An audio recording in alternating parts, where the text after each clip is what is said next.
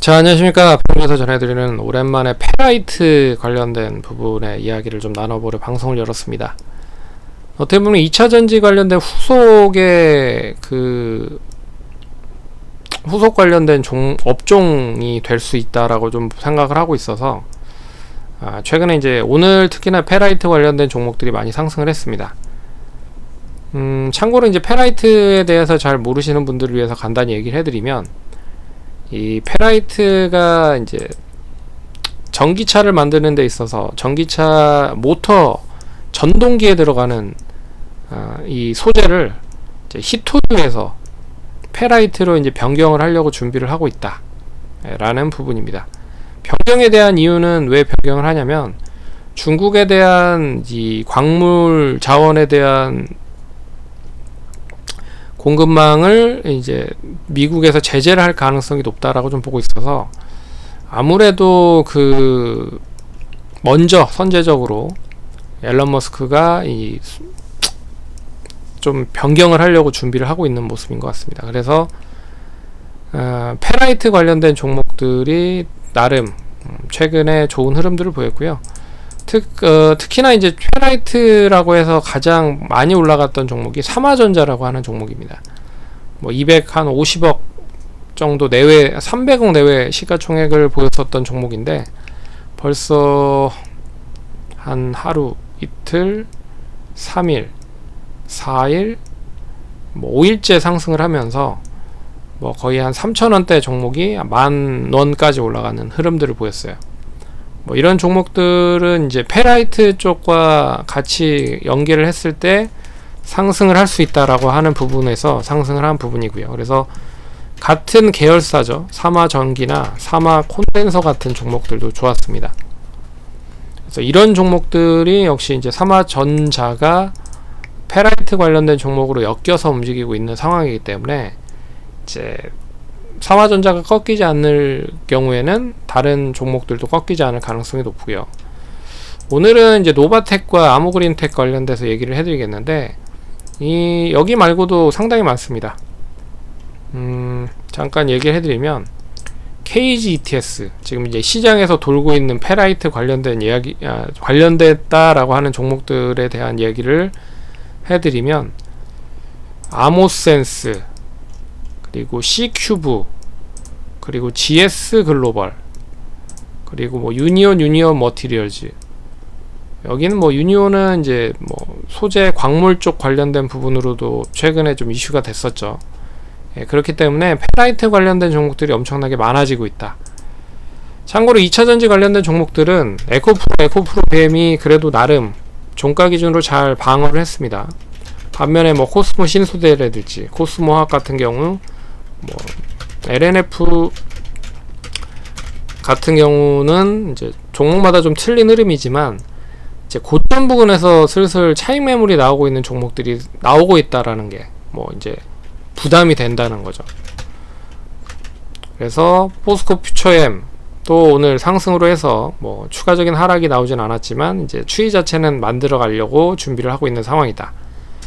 근데 결국 대장인 에코프로 BM이 이제 양호하게 상승을 하고 있지만, 여기에서 이제 혹시라도 고점을 추가적으로 갱신하지 못하고 밀리면 이제 다른 쪽으로도 밀릴 가능성이 높다는 거죠. 그런 거를 틈타서 제가 봤을 때는 이제 페라이트 관련된 종목으로도 이제 조금씩 전이 되고 있는 게 아닌가라는 생각이 듭니다. 참고로 페라이트가 이제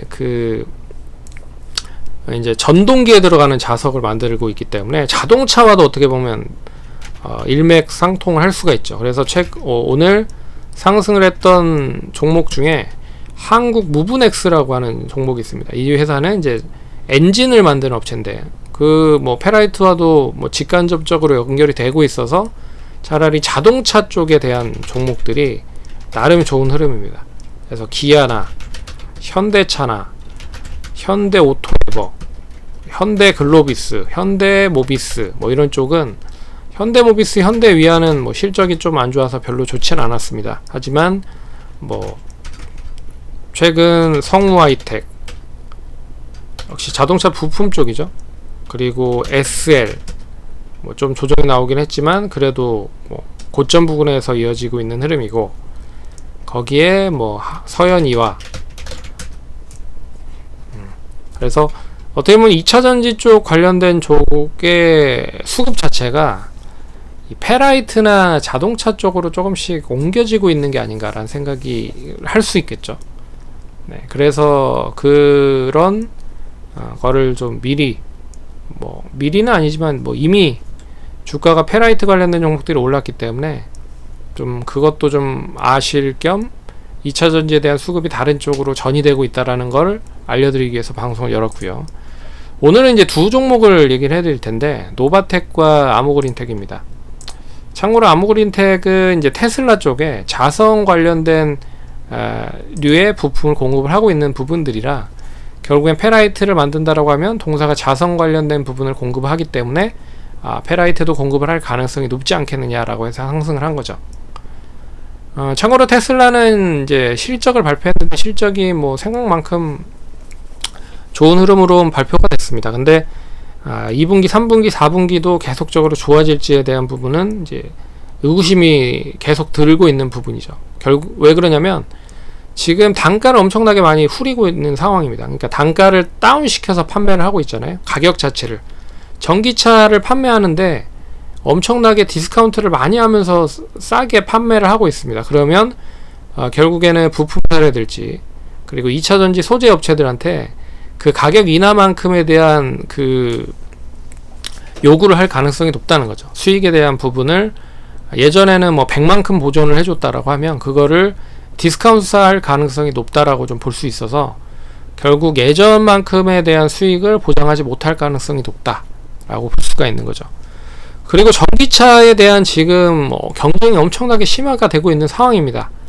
전기차가 많이 팔리면 팔릴수록 당연히 이제 2차전지 소재 관련된 종목들은 수혜를 벌 가능성이 높죠. 하지만 이제 가격 경쟁이 들어간다라고 하면 소재도 가격을 다운시킬 수밖에 없는 그런 입장이라는 거를 잘 알아두시면 좋을 것 같습니다. 그래서 아모그린텍이 이제 실적에 대한 부분으로 긍정적인 흐름으로 상승을 했었던 모습이 테슬라 상승으로 연결이 됐었는데, 오늘은 이제 페라이트 관련된 부분으로 다시 상승을 하는 모습이 나타났습니다.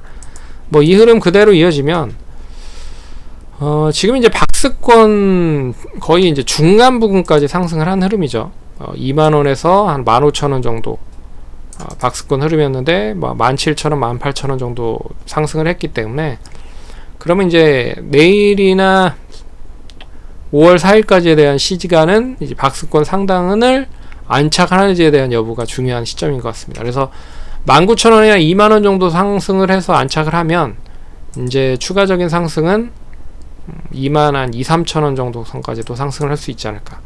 동산 참고로 이게 보시면 상당히 길게 오랜 시간 박스권으로 갇혀있는 흐름이죠. 그래서 이 박스권을 돌파를 하면 이 예전에 대한 흐름과는 좀 얘기가 틀려지는 흐름으로 움직일 가능성이 높습니다. 참고로 이제 센트럴 모텍이나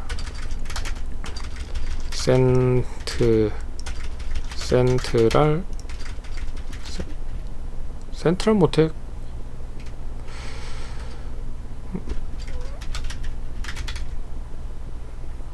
어찌됐든 이제 그 테슬라에 공급을 하고 있는 업체들을 보시면 테슬라 상승으로 연계되면서 상승을 같이 한 흐름이었거든요. 그래서 우리산업 같은 경우에도 일단 4월 12일 날 상승을 했던 흐름이었는데, 역시나 4월 11일, 12일 이때가 이제 테슬라가 아마 실적을 발표했었던 걸로 기억이 나고 있어서 같이 상승을 한 흐름입니다. 그래서 테슬라와 같이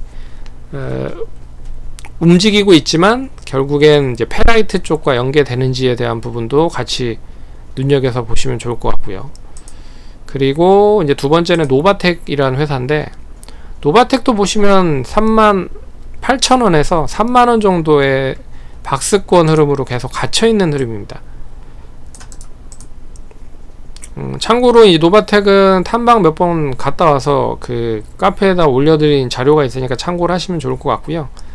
이미 네오디움 자석에 대한 부분을 이제 부족한 부분을 채우기 위해서 생산 캐파를 좀 늘린 흐름이고요.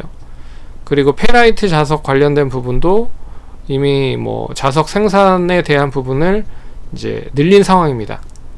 참고로 이제 중국의 동사가 이제 합자 회사를 만든 중국의 회사가 다른 것보다 중요한 건 뭐냐면 중국의 자석을 이제 미국에 대한 미국도 자석이 필요할 거 아니에요. 근데 미국이 중국에 대한 자석에 대한 부분을 난 우리 것 너네 것 쓰지 않을 거야 이렇게 해가지고 제재를 해버리면 이거를 이제 다른 쪽으로 차용을 해야 되는데 결국에는 이 자석에 대한 부분으로만 제재를 한다라고 해도 이 세트로 판매하는 자석 수요가 되는 부분은 제재를 할 가능성이 크진 않다는 거죠. 왜 그러냐면 이 세트나 모듈화 되어 있는 자석에 포함되어 있는 것까지 그러니까 제재를 해버리면 이게 그 기하급수적으로 엄청 커버리기 때문에 이걸 대체해줄 만한 데가 없다.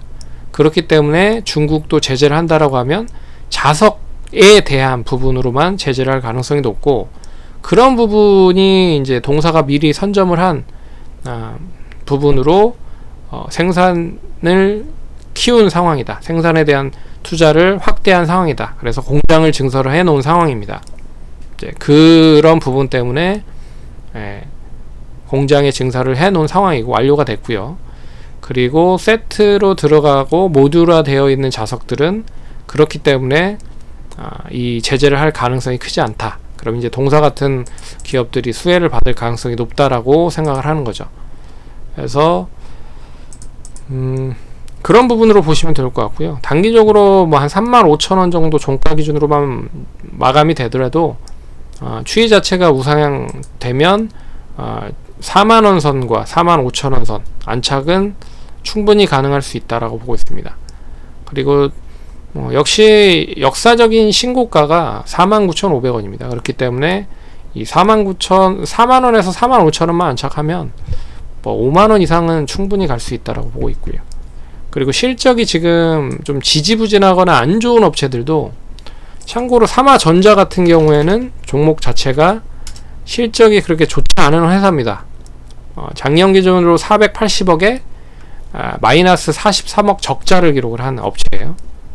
그럼에도 불구하고 이렇게 올라가고 있다라는 거는 되레 실적이 뒷받침이 되는 쪽에서는 좀 더 크게 움직일 수 있다라고 볼 수가 있어서